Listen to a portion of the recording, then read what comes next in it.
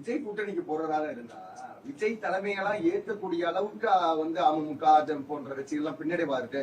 அவருதானே தலைமை இருப்பாரு. இல்லங்க, நீங்க தான் சொல்றீங்களா நாங்க பிஸ்கோத் கட்சின்னு சொல்றீங்க. நாங்க அவருக்கு 15% ஓட்டு இருக்கு, பெரிய தாக்கத்தை ஏற்படுத்துவாரு. அவர் கூட போனா என்ன சார்? நீங்க சார் எங்களுடைய உயரம் ஏன் அவர் தலைமை தாங்கினா அவரு இல்ல, அவர் தலைமை தாங்க கூடாதுன்னு ஏதாவது இது இருக்கா?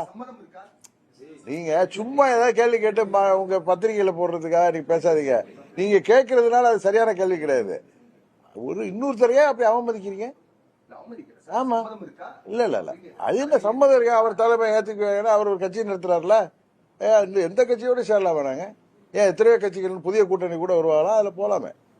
இதெல்லாம் அது தவறு. நீங்க கேட்கறது யாரையும் குறைத்து பேசக்கூடாது. அவன் அப்படிதான் பேசுறேன். நீ ஏன் அப்படி கேக்குறீங்க? ஏத்துக்கீங்களான்னு ஏன் அவர் தீண்டத்தகாதவரா?